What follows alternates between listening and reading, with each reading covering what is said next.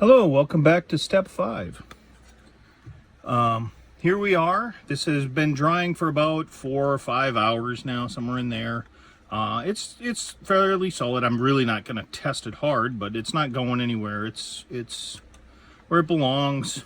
The hinges look good, and looking at it from above, down inside here, it looks like it's sealed up the way that I want it sealed up. You know, maybe I want to clamp it a little bit when I put the glue on, but everything looks pretty good. These are in place, the plugs are holding. So I'm just gonna do a real quick putty job. I don't know why it took me so long to think of that. And what I'm using in this case is what's called red cap spot putty, red oxide from PPG. Buy it at an auto parts store. It's pretty much the same thing as the old Squadron green putty. I like this, and this was given to me by a friend, and as you can see, it'll last me for frickin' ever. But it works just like it. And for me to do that, I know we talked about this in some previous videos, but I'll just go over it real quick. Just put a little glue on there so that it has something to adhere to, and all I'm doing right now is just trying to get the putty on and to stick nicely in that area. I'm not worried about removing or making things perfect, because I don't know how much shrinkage I'll end up with or anything like that. Don't want to worry about it. Just want to get this to look decent enough so I can put my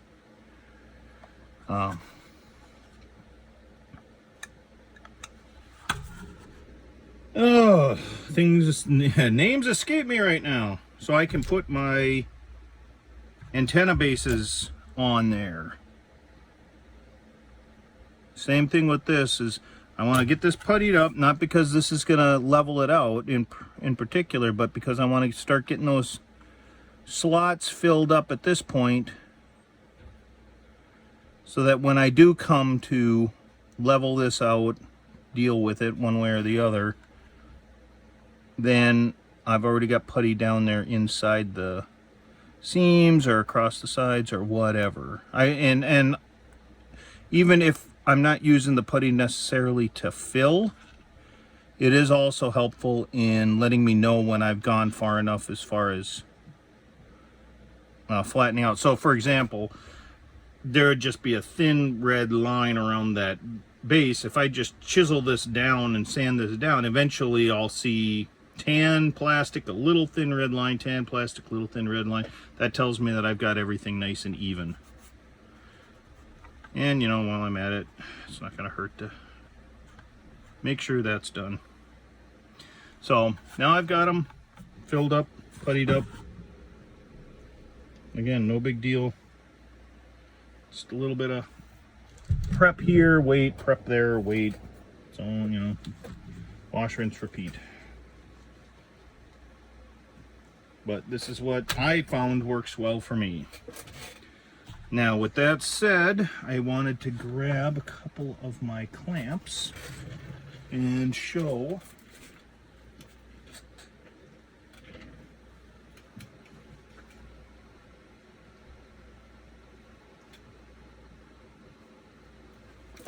what I'm working with. So I got these very generic plastic long limbed, as I call them, clamps many years ago, I think at like a Menards. So as you can see, they will pull this together a little bit, and I kind of like that.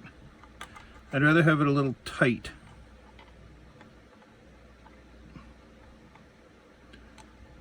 Or maybe not, but I think this should be nice and square. I also think it should be on camera. So I think right there in that corner and right here in this corner would be good when I need to use them. So I've gathered my two pieces up. I'm going to run a nice line of glue right here. It's probably not going to get anywhere, to be completely honest with you. And then I'm going to go where it'll probably be most effective, right on the inside seam between the top and the bottom. And that is honestly where I should be spending my focus, because if this is tight, the rest of it is going to be fine because it'll be glued. Maybe it won't match up perfectly right here, you know, with those corners like I'm worried about, but I'm going to do that there. And you don't want to like stress anything. And by that I mean you don't want to do this so that it really clamps the snot out of stuff or something like that. And you don't want the clamps to be stressed out themselves, because that will cause them to twist and at some point in time ping off, probably when you don't need it to be pinging off. And then you come back and you find that the part's not done the way you want because your clamp decided to go aerial and adventurous, and so it let it skew a little bit, but now it's got some of that plastic in there as well, and so it makes it 10 times harder to either clamp it and fix it or redo it. So this is the second part of it. I have now added the putty and glued the rest of the door. Everything is about as good as it can be for this part of the step, so we'll let this dry probably overnight, and then we'll go on to step 6. And as you can see, step 6 is just a matter of putting the poly caps and the back bracket on the upper hull. Not really that big a deal.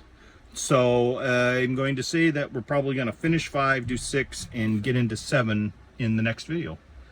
And see you then.